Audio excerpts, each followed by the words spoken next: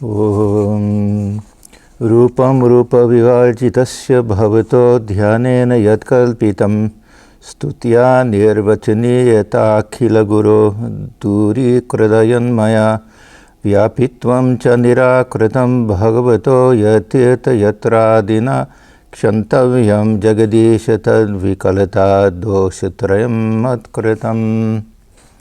O Lord, in my meditation, I have attributed form to Thee who art formless. O Thou Teacher of the world, by my hymns I have, as it were, contradicted the fact that Thou art indescribable. By going on pilgrimage, I have, as it were, denied Thy omnipresence. O Lord of the universe, please forgive me for these three sins committed by me. I especially wanted to start with this very beautiful verse, prayer, we can say, fairly well known. I think from the Bhagavata. I couldn't find exactly where it's from, but one of our devotees recently was asking me about it. These aren't sins. This is just tongue-in-cheek, but it very pertinent to the subject here. We'll be finishing the talk I started last month on the ABCs of meditation, and those of you who attended will remember that the first three things I spoke about are the three things that are mentioned here. That the name of God, and this is one of the sins, because God cannot be described. God is nameless and beyond all name, beyond all form, and yet we use the name and we use the form, and God is all pervading. So where do we go? And yet, when we spoke about desha, we talked about nama, rupa, desha. We talked about, do we think of God dwelling within the heart, or within the head, all different ways of doing it. So we find that from the very highest point of view, that what we're doing in meditation is all within the realm of Maya. But Thakur, he gives us this very beautiful concept that Maya can be separated into two different types. Vidyamaya and avidyamaya. And this is the type of Vidyamaya. That Maya simply means within the relative universe here. It doesn't mean delusion or anything like that. The avidyamaya, of course, can keep us deluded, but these avidyamaya, this can remove that delusion from us, even though it remains within the realm of Maya. Thakur gives the illustration of removing a thorn with the help of another thorn. They're both thorns, but the one is the one that's really causing us misery. We step on something, we get a thorn in our foot, and the other is the one that removes it. So we're taking positive help from the name of God, and the fact that God is nameless means that any name can be used. And the fact that God is formless, Brahman is formless, that means that any form can be utilized. Just as the water can take any shape of whatever container we use. And because this consciousness dwells everywhere, there's no location for it. If we want, we can imagine it within the heart, or between the eyes, or the top of the head. So this is the way that we can access that inaccessible reality by superimposing a type of name and form in place. This nama, rupa, desha, and we find this is very helpful for us in our meditation. So I tried to go through some of these things last week. We basically went through the first three, and I had mentioned others. After we get to desha, we get kala, we get time, and then we get lila. We'll talk about this Lila Diana a little bit. So we did nama, rupa, desha last time. This name and the form and where we meditate, the place where we picture the name, where we picture the form dwelling, and the name. So these three go together. And I was mentioning, of course, all the different ways in which we utilize this name and form, mostly in japa, as an auxiliary to meditation, or simply on its own. Many people ask that question, what's the difference between japa and meditation? I tried to explain last week, but or last month, but one thing I failed to mention, which is very important. For many people, the only difference is that we keep track of the number of repetitions with the japa very often with the help of a mala, or even counting on our fingers. So for some people, there won't be any other distinction really. Their meditation will include that the use of the repetition of the mantra, and their japa will also include focusing the mind the same way they try to do it in meditation. For other people, the emphasis will be more on the name with the japa and more on the form with meditation. Otherwise, there's not really so much of a difference. Okay, so let us start this morning with kala, time. And we'll see, again, that there'll be different ways that we can understand this. It's called a sin. Why is it a sin? As I say, this is all tongue-in-cheek. We can't put any limit, spatial or temporal, to the Brahman itself, to that infinite absolute reality. It's beyond time and space. It's eternal. And yet, when we come to meditation, we do it within a certain space and a certain time. We have to find a place where we're going to sit. We have to find where we'll picture the chosen deity. And also, when do we sit for meditation? How long do we sit for meditation? If we say that we're meditating on that which is eternal, it makes no difference when we do it or anything. We close our eyes, we're in that eternal realm. This is all well and good, but it's not very practical. We still have to make that decision. When and for how long will we sit for meditation? So these are very critical things. What are the times that are auspicious for meditation? Now, for those really who are adept at meditation, they close their eyes and they're in that space, that spiritual space. It doesn't make too much a difference. But we're told that there are certain auspicious times for meditation, and these are generally considered some type of Sandhya. We have this term Sandhya.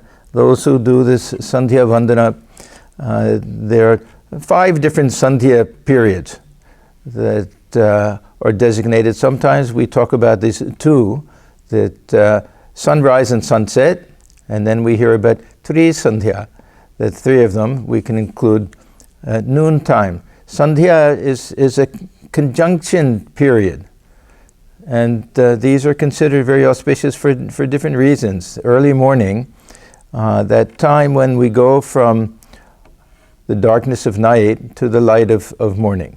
This is considered a very helpful time because nature is quiet. There's supposed to be something very helpful in nature itself when it makes this transition from nighttime to daytime, and again in the evening from daytime to nighttime. And if we get into the habit of sitting for meditation before it gets light out, and then when we open our eyes it's light out, and again in the evening when it's still light and we open our eyes and it's dark out, we feel that there's been some transformation in nature that has taken place during that period, and hopefully we're feeling some transformation internally has taken place also. So it's a very peaceful time in nature. The early morning, of course, is the time when most people are not awake. This is a very helpful thing. And this is the time when most of us have no very good excuse for not utilizing that period. The evening, that people who have their jobs and their family and other commitments, that may not be possible for them. But it's almost always possible to simply get up a little bit earlier in the morning when other people are still sleeping. And when we feel that most people are not awake, that means that there's something quiet, there's no jarring vibrations in the air, that no matter how much of a devil somebody may be, when they're sleeping, they're angels. They're merged in Brahman somehow. We can have that feeling at least. So things are peaceful and quiet. And even in the household, this should be the time if we can get out of bed a little before others do and sit for meditation at that period, then we'll feel that it's a very auspicious time, a very quiet time. And if we get up even earlier and sit for a little bit longer, we also have this feeling that this calling on God is important enough to us so that we're willing to give up some of our sleep. And we'll get a little bit of a feeling that we've done just the slightest bit of sacrifice for the sake of the beloved, that we're willing to forego that early morning sleep time, which we all need and which is important, and we shouldn't really become sleep deprived. But in any event, this will also give us a feeling that there's some sincerity behind our spiritual practice. There's also something called a Brahma Muhurta. This is, I don't know exactly how they came up with this. These Muhurtas are periods of roughly 48 minutes. And this is said to be the sacred time of Brahman.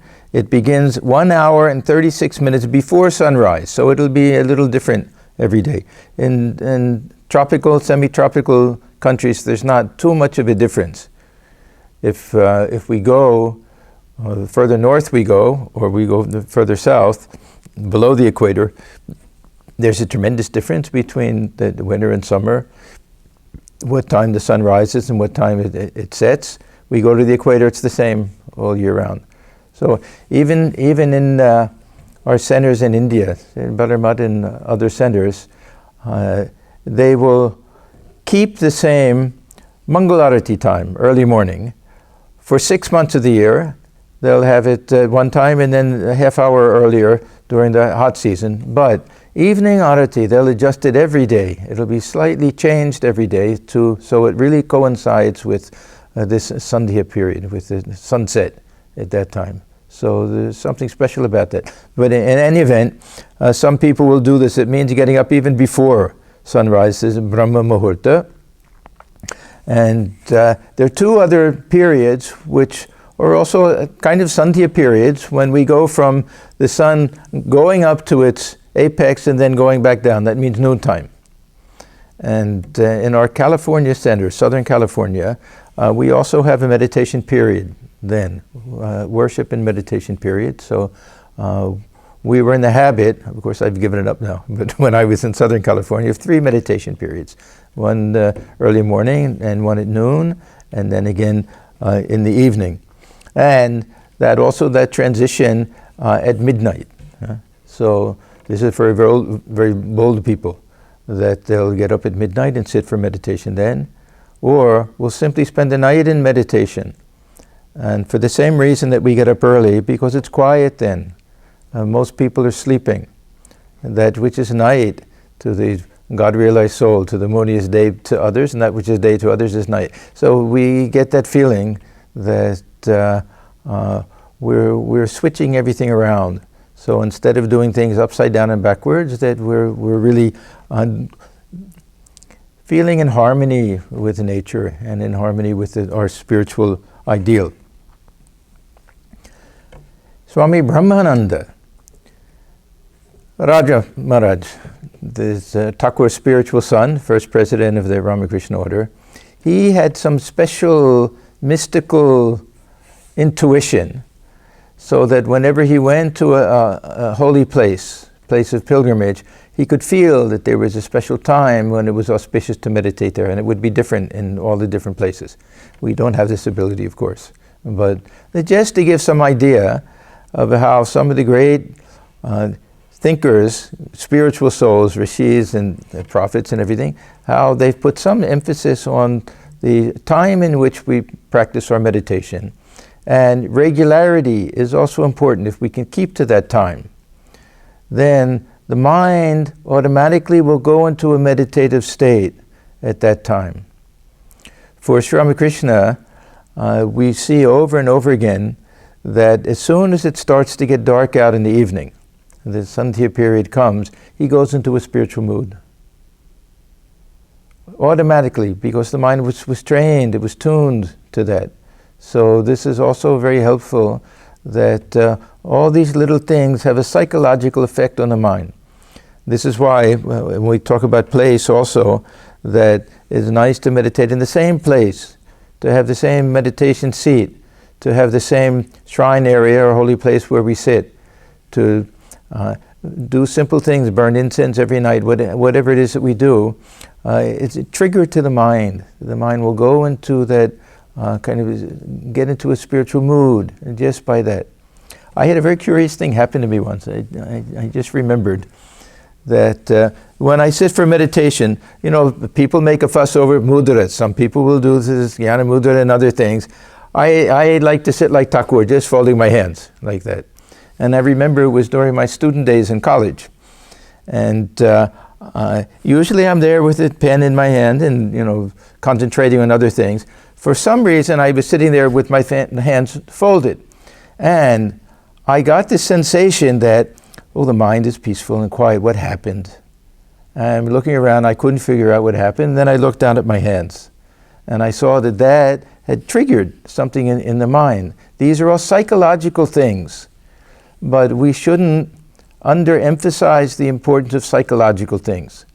So having the same routine, the same place, the same time, the mind gets used to it, the mind likes it, and the mind will miss it if we don't allow it to enjoy that time. So keeping to a routine, and if we can, then we'll find it very helpful. Now, if we can't, if for some reason we miss that period that we like to meditate on, we can do it any time. It's better to do it at an odd time than to skip it completely. So these are optimal things. These are things, if possible and we can do it, then fine. Some people work jobs where they have different shifts. They work a night shift and then they have to switch back and forth and days off, so everything gets jumbled. So in that case, we just have to make the best. And as far as possible, keep to some type of routine and be flexible and adjustable. Now, I want to talk about this question of length of time. How long should we sit for our meditation and our japa and our prayer and everything? And how much should we force it? Many people will ask this question, that sometimes the mind is not in the mood for meditation, and I feel like I'm wasting my time. Is it better to get up or better to continue with meditation? So these are very common questions, very important questions. With regard to the length of time, we have to strike a balance between not giving enough time to meditation and not making our meditation period so long that it becomes a challenge for us. Then we find ourselves not looking forward to it. Another day I have to try to sit for so long, and the mind will wander and the body will ache and everything. So there has to be a balance. They talk about when they tighten the string of a veena, if it's too loose, then it won't play the right notes. If it's too tight, it may snap. So we have to have that balance. We should push ourselves a little bit. Sometimes we hear that start with a certain period of time, 5 minutes, increase it to 10 minutes, to 15 minutes, and gradually increase it that way. But we don't want to make meditation a chore. And the danger is that if we force the mind too much, that the mind will one day say, I'm not going to do it at all. And we give up. And then we've wasted a great opportunity. The other problem is if we give in to the mind too easily and say, you're not in the mood today? Okay, you can skip today. And then we find that the mind will take advantage. This is the old story of the camel in the tent. That the Bedouin is in the desert, and the camel is sleeping outside of the tent, and he's inside and it's very cold. So the camel says, can I at least stick my nose underneath the corner of the tent to get it warm? So he says, okay. Then the next night, then the whole head is there. Before he knows it, the whole camel is inside with him. So this is that slippery slope. It happened in the case of Holy Mother. Of course, with Holy Mother, we take it for granted that this was something that was an example she was setting for us. She was already perfect. She was already the perfect living embodiment of the Divine Mother.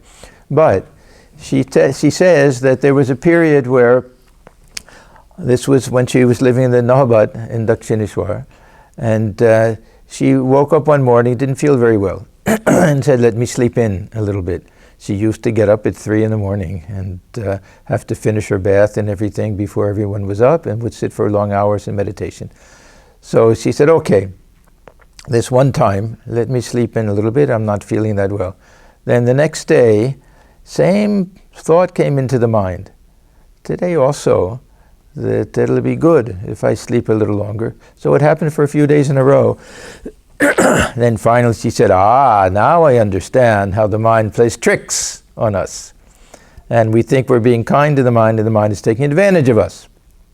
So she said, from that day onward, I took a vow, no, I won't give in to this rascal mind that is just trying to trick me. So this is how we form bad habits like that. Sorry.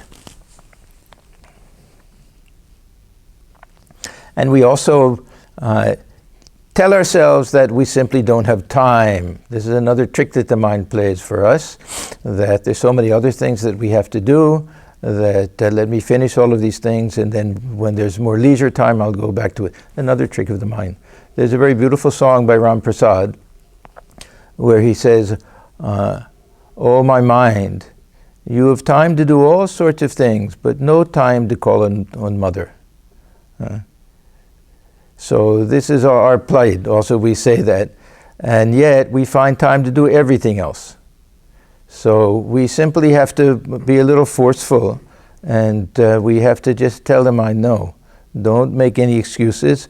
I'm going to force you to do this because I know in a short time you'll start to like it and you'll start to bug me. Why didn't you let me do it? So this is that game that we play with the mind. You may say, who is this we and who is this mind? Don't get into the metaphysics of it here. This is just, we know that this higher mind has this ability to tell the lower mind what to do, what not to do. We may say buddhi, however we understand it.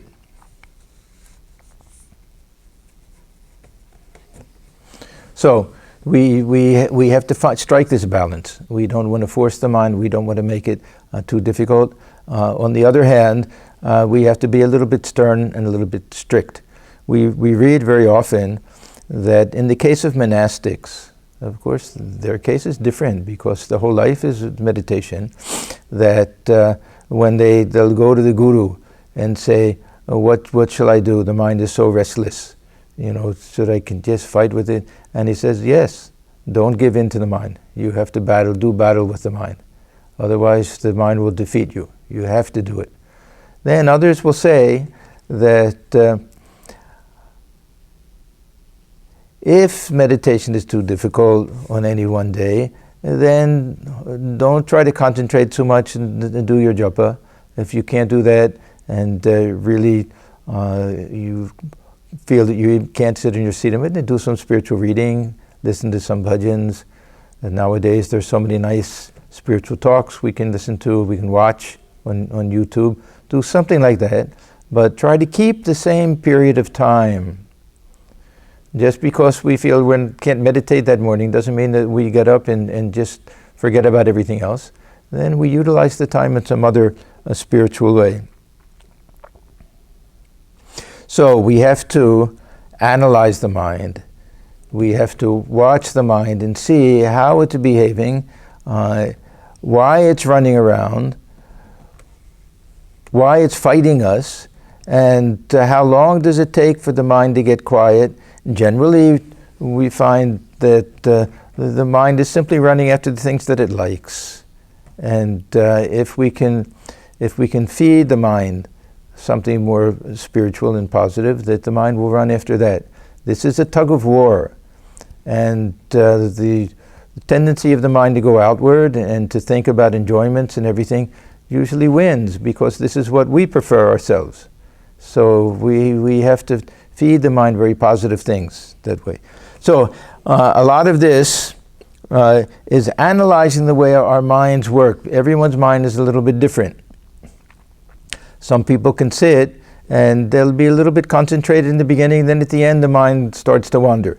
Other people, the mind will wander all over the place in the beginning. And then it'll take a long time, and then it'll settle down. So we have to watch the mind. If we have the type of mind that needs a nice long period, say it needs 20 minutes. It needs 20 minutes before it can finally settle down. The mind will say, okay, now I've gone through everything I want to accomplish today. I figured out what I'm going to do, where I'm going to go, what the menu is that I'm going to cook, what the shopping list. I've done all of those things, and now I feel that I can make the mind quiet. So if that's the type of mind that we have, then we have to give it time for that. We have to say, okay, first 20 minutes are yours, the rest is mine. And if we say after 20 minutes that the mind has just been running around today, that I didn't accomplish anything, I'm going to get up, then we never get to the second half. And this is the prize at the end. If we don't wait for that, then we've missed it. It may be that meditation, if we get a good deep meditation for 5 minutes at the end of an hour of struggle, we get up before that, we've missed it. That's all. So we have to analyze our mind, see how they work. If the mind is like that, then we have to just say, no, I'm going to put up with this. I'm going to wait you out. I'm going to let you get tired. And then you'll, just like training different types of animals. Some have to really pull on the leash, a pet dog or something, for a long time. Then finally they'll say, oh, okay, you won. And then they'll behave. So we have to see what type of mind we have.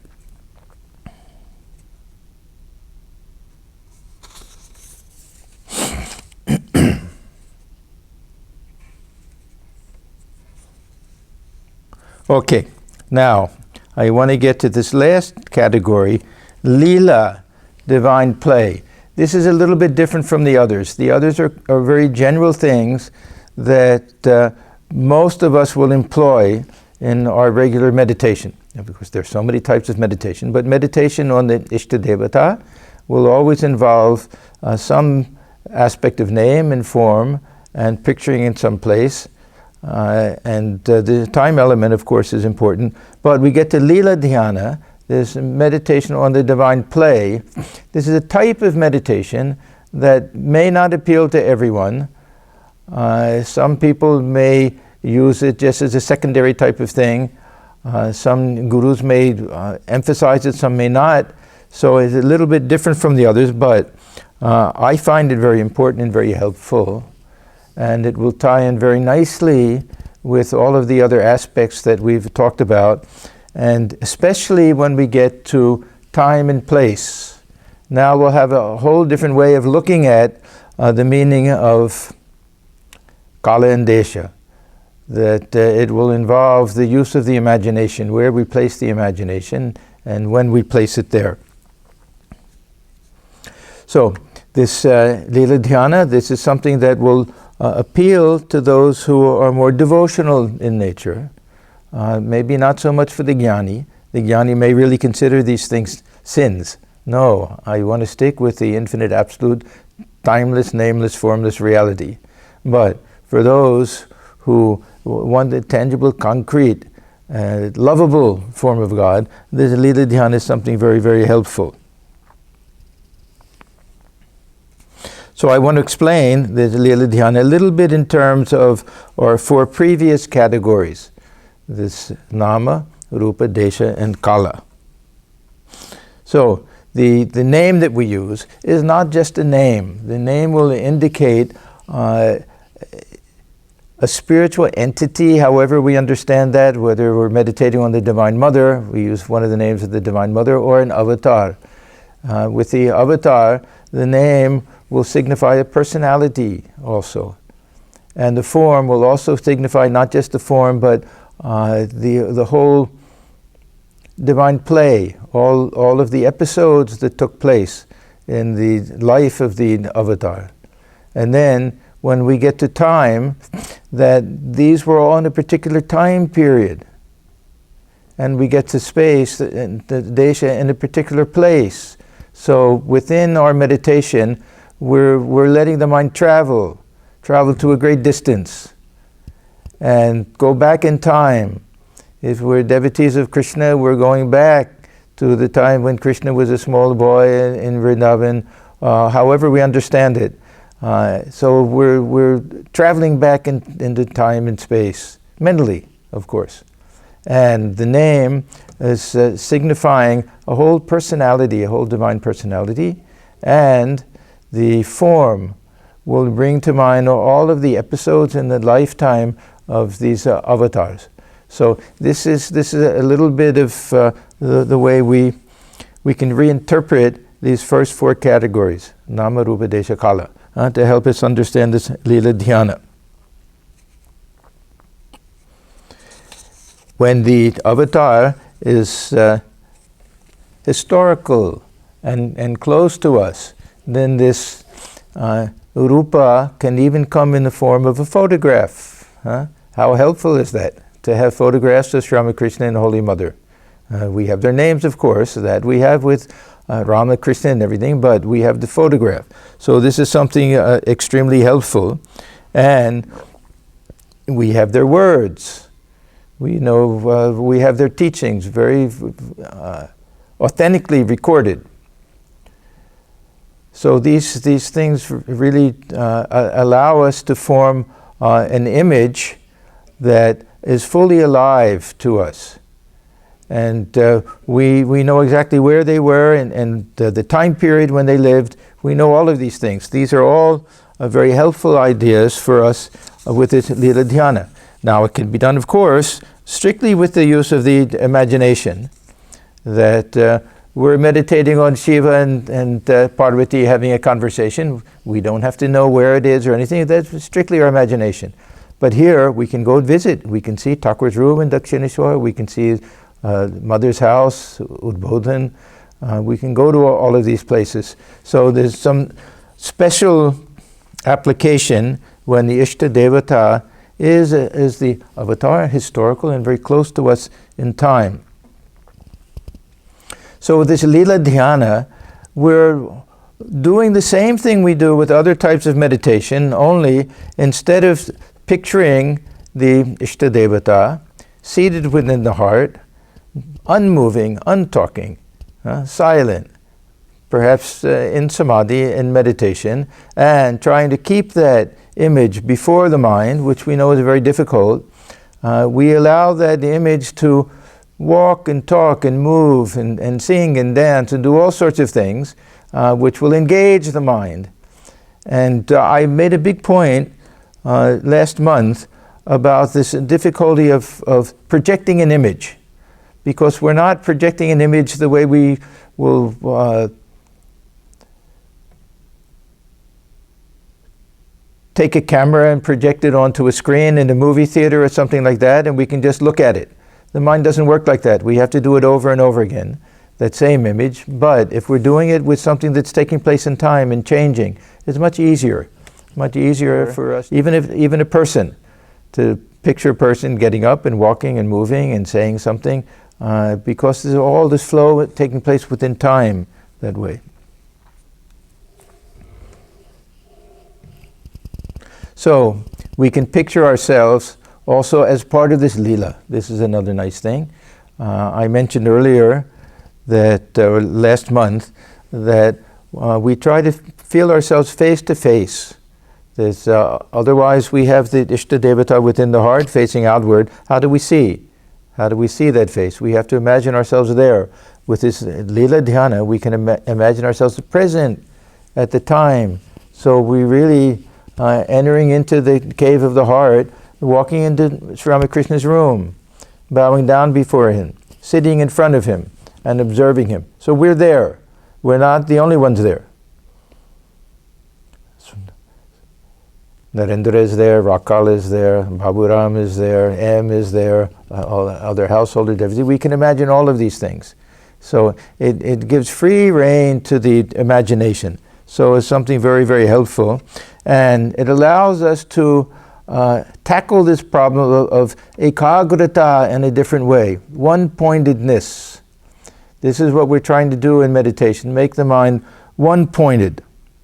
And it's a very difficult thing to do because the mind tends to wander. We're giving it a little space to wander. This is the main thing that we're doing here. So this ekagrata, making the mind, keeping it focused, keeping it within this circle, we can say. It's very helpful to use this Lila Diana that way. And we're using desha and kala in a different sense now. That desha doesn't mean what part of the body that we're thinking of, but within that heart center. Now we're imagining ourselves to actually be there. We're picturing ourselves in Kamarpukur, or in Jaidambati, or in Dakshineshwar, wherever it is, Kashipur. We're picturing that. And what is the time? Now the time means that we're feeling that we're actually present in that time period, 1882, 83, 84, 85, during that period, or later with the Holy Mother.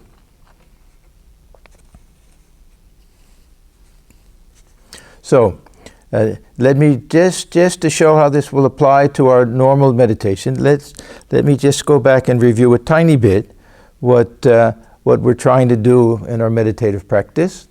The first thing is that we're trying to withdraw the mind from contact with the external sense objects, pratyahara. This is common to all types of meditation, not simply Raja Yoga, but any devotional type of meditation. We want to forget the world. We want to focus the mind on the internal object to the extent that we forget about everything else. So the dharana, concentrating the mind, this is the way that we do it. We concentrate on something internal in order to forget this outer world.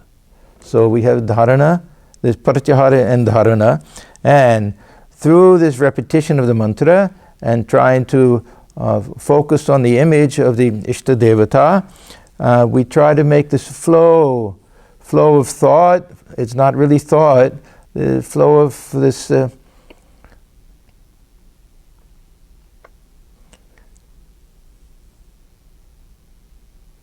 more intuition and feeling of the heart that is focused and non-deviating from this flow towards the chosen ideal. This is dhyana.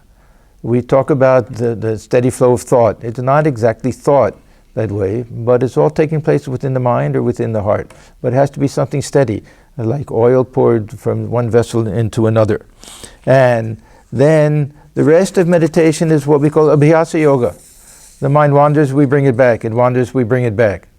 So this is the difficulty, because we're not giving the mind a lot of help here. We're making it a tough challenge that I want you to focus on this image. I'm not going to give you too much room to do anything else. You'll be repeating this name. That's all right. But it's focusing on that image and trying to keep the mind steady on that. It doesn't give much leeway for the mind to wander and utilize its power of imagination. This power of imagination of the mind is what gets us into trouble, and it's what saves us. This Lila Dhyana, we're utilizing it.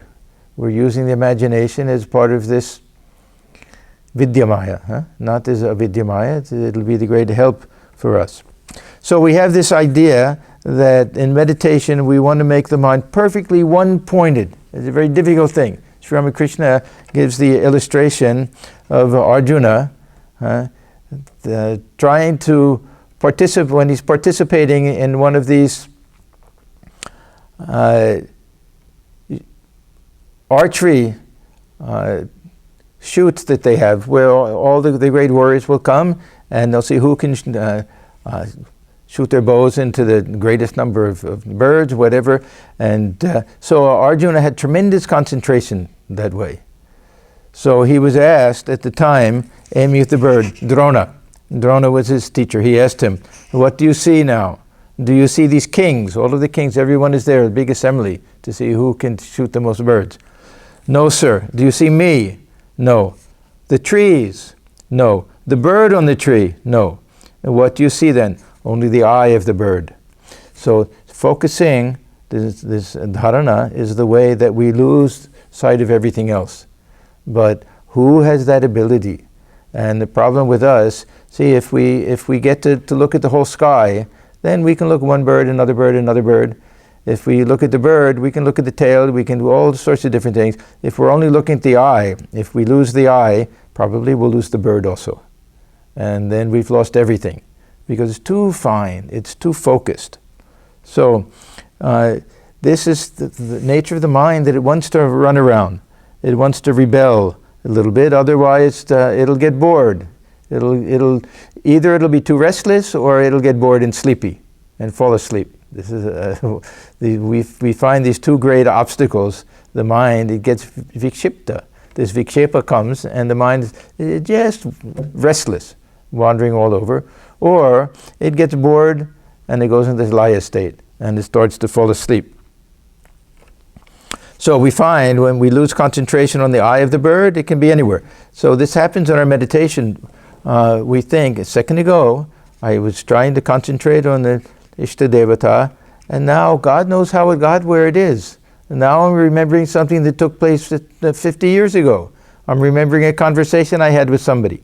I'm remembering a time when I went on vacation someplace, or I had some nice food, or I got angry at somebody. I don't even remember. I can't even trace back how it happened. Oh yeah, I thought of this, then this, then this, and this is how the mind works. Free association. And we have no control over it unless we're fully aware, unless we're really watching the mind. Otherwise, it'll just spin out of control.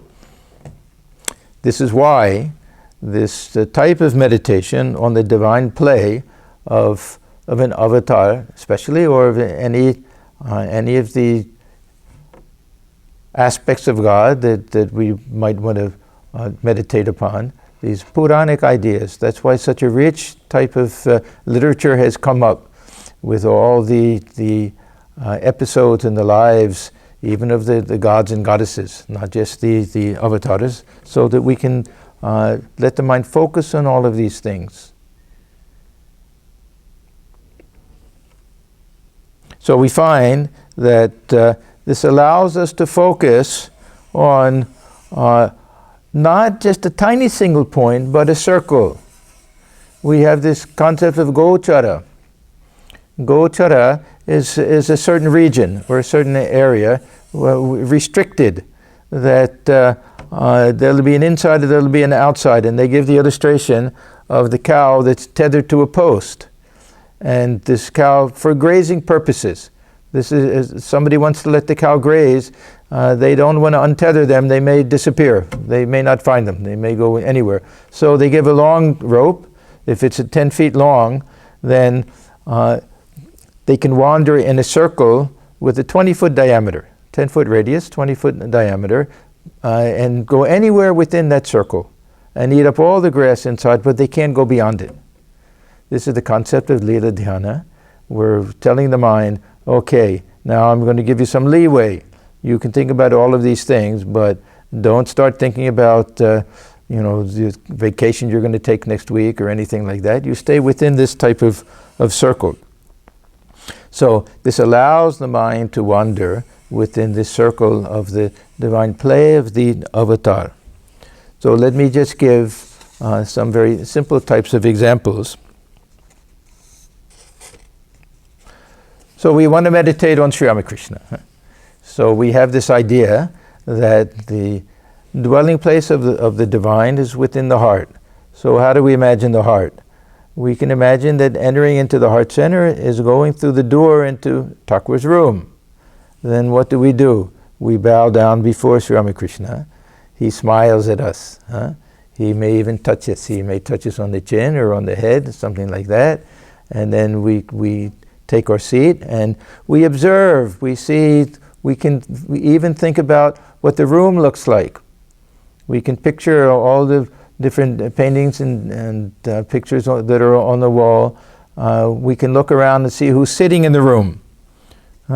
So Thakur may be sitting on his cot, but as I said before, our Narendra will be there, Rakal will be there, Baburam will be there, Shashi Sharat, the two cousins, all of the householder disciples. So we start to feel.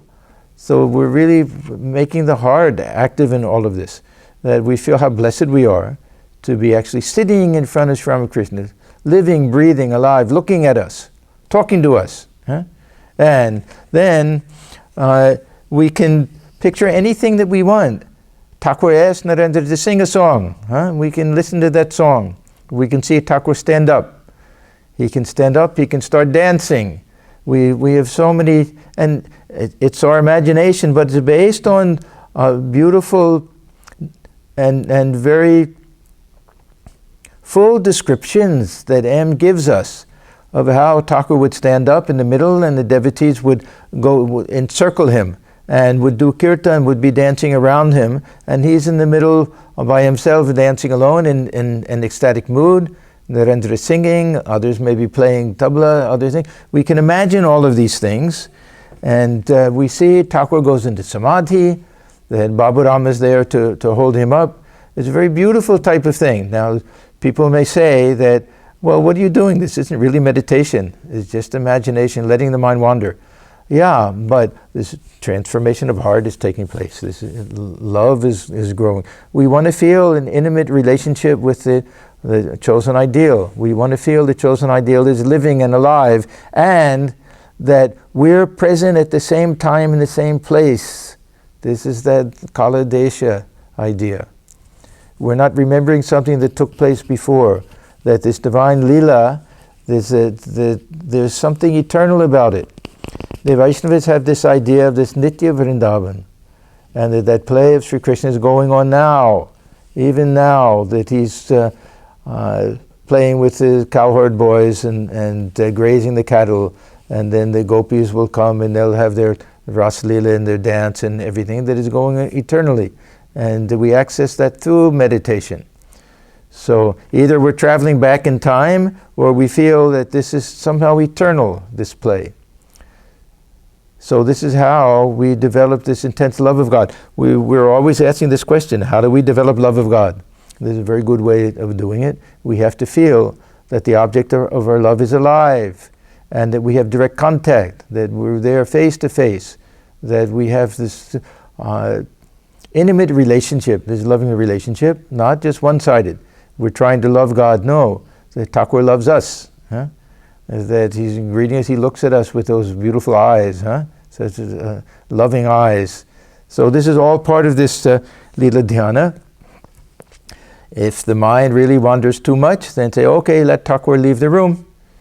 Let him go, let us go out, and we'll see Holy Mother in the Nahabad.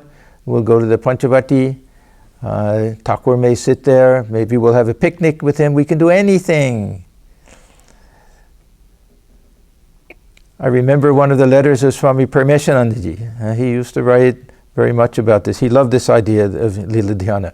He used to write about, sit in your meditation, picture the young Godai with his friends, and how his friends love him. They want to come and stroke his body, and they're all looking at him, and he's teaching them all the parts, and they'll enact this play. Think of all of these things. At one time he wrote this very interesting letter.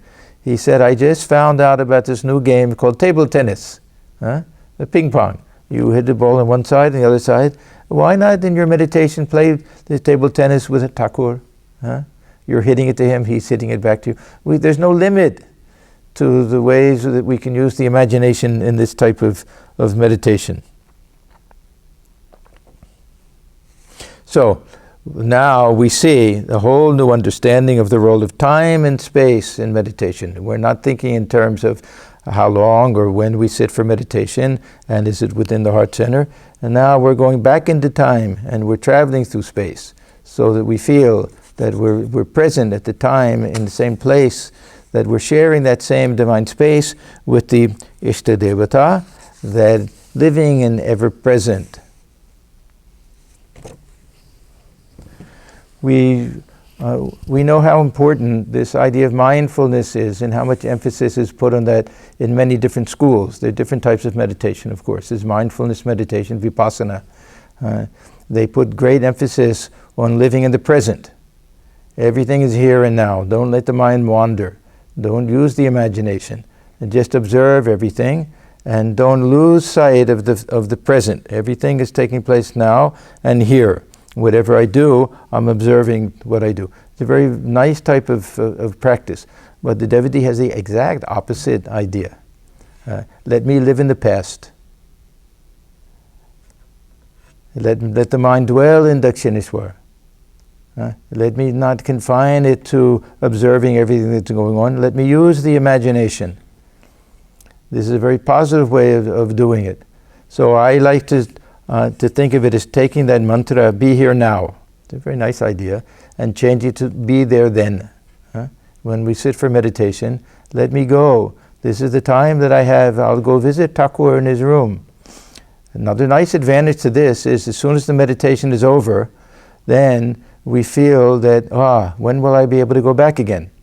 This was exactly what M used to say, Swami Atmajnananda, all of them. They used to say the second we left Thakur's room, we counted the seconds. We couldn't wait till we could go back again. So that means we look forward to our next meditation. This is when we'll go to see Thakur again, or Holy Mother, or Krishna, or Rama, however, whatever our meditation takes us to. So this brings tremendous sweetness and joy to our meditation. It's no longer a very dry type of thing. And there's a great degree of carryover that the joy we feel in meditation remains with us. So that part of the mind is always dwelling with the chosen ideal. And part of the mind is living in the past. Part of the mind is always there. That we almost start to feel that this present reality that we're looking at is secondary. That this is kind of what we have to put up with. But when will we go back? There's a very beautiful song. Our Swami Sarvadevananji likes to sing it. This is Cholomon, this, oh my mind, let us go to Kamarpakur. It doesn't mean let us travel to Kamarpakur. It means in our mind, let me close my eyes and feel that I'm there. Not now, feel that I'm there when Thakur was there, when he was a young boy and enacting his play there. So it's a very beautiful way to sweeten our meditation. And the curious thing is that after a while, we can say to the mind, we can say to Thakur, okay Thakur, I had this blessed opportunity to see you sing and dance and everything, and now go sit down on the cot, and you sit quietly, sit for meditation, and I'll simply watch. And then what happens? We find that we've attained that same state that we were trying for in the very beginning. That now we feel that we can concentrate on the Ishta Devata, repeat the name, see the form, and attain to that quiet state of meditation. So we can get the same result in a very easy and natural type of way. Otherwise, we try to do it from the beginning, and the mind starts to wander here and there. Of course, it can wander during this Lila Diana, but we're giving it enough space so that hopefully it won't wander outside of that. It'll stay within that space. Now, before we close, I just want to talk about a few special aids to this type of meditation. What can we do so that it becomes natural and spontaneous and easy and helpful for us? The first thing, and this is something that I find personally is a great help, that the type of spiritual reading that we do, the study of the scriptures, Upanishad, Gita, and everything, these are all essential and very helpful. But for this Lila Diana, there's nothing better than reading about the divine play. The Christians are very good at this through this Bible study and all of the incidents in the life of Christ.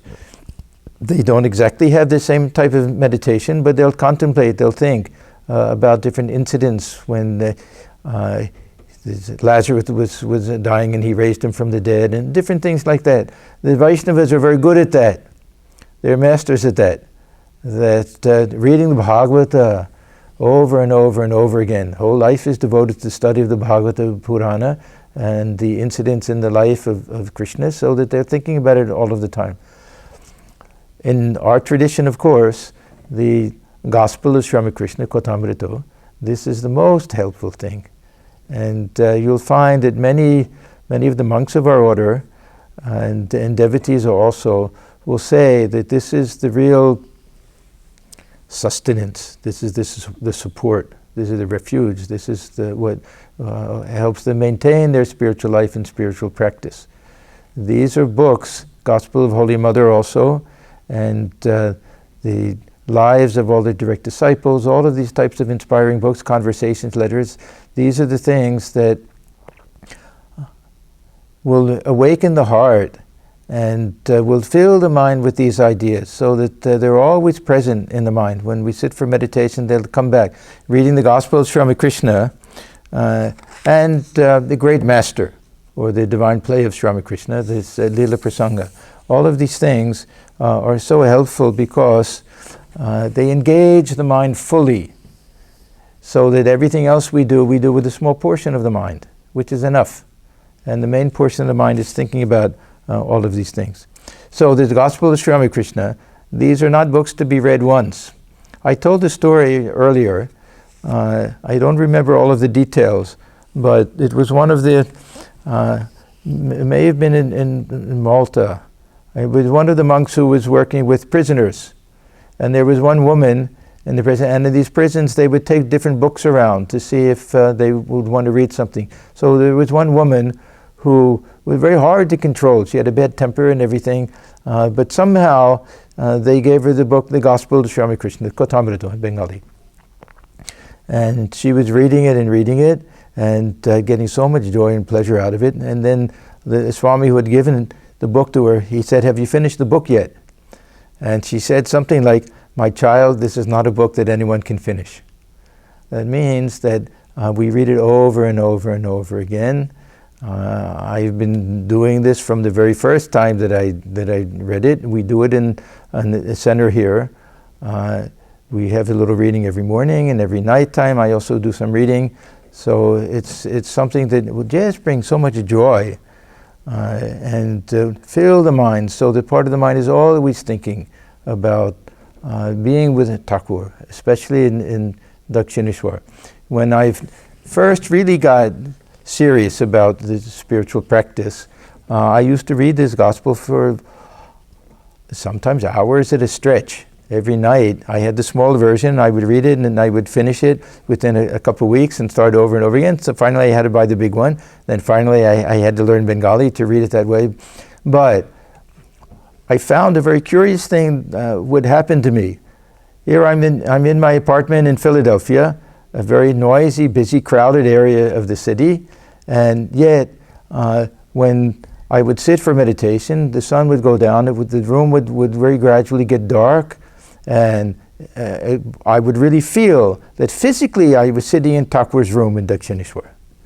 A very tangible type of feeling, that the room itself would transform itself, would change into Thakur's room, and that I was there with him, because I did so much of the reading of this gospel.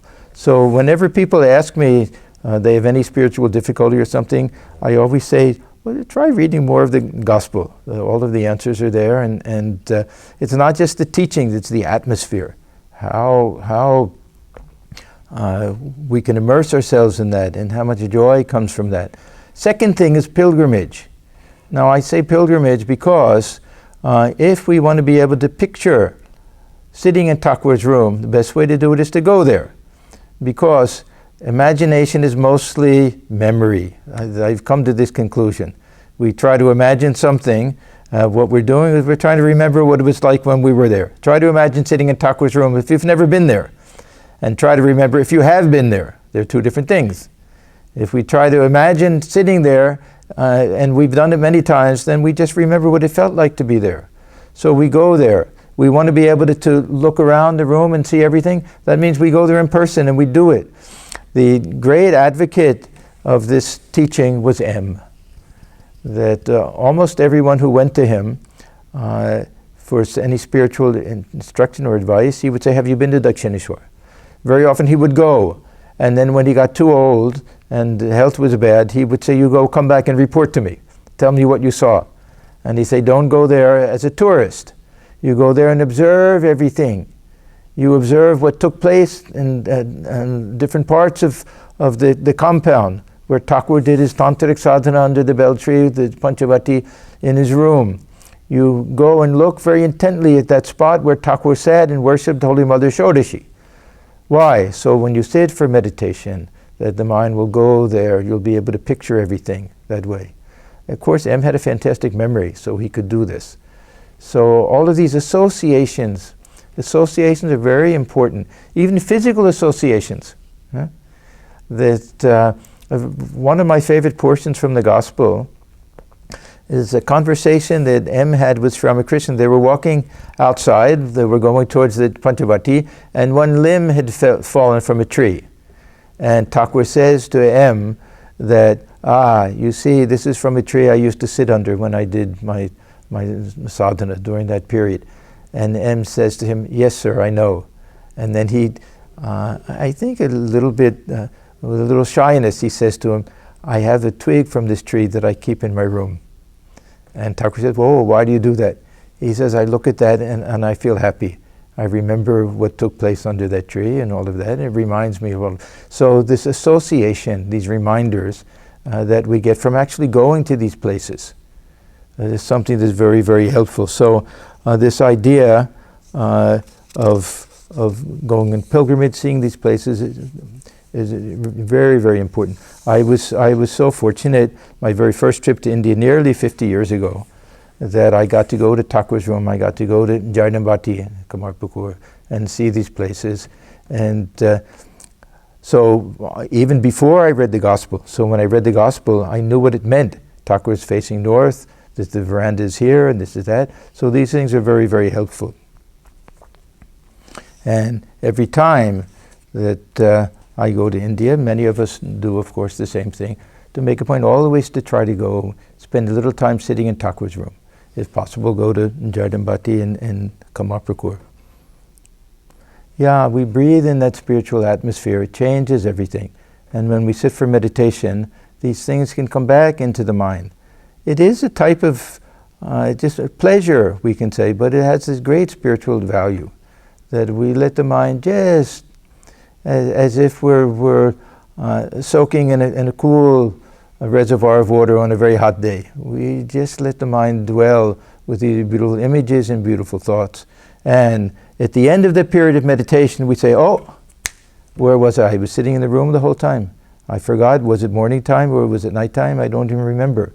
So this pratyahara, this thing has taken place.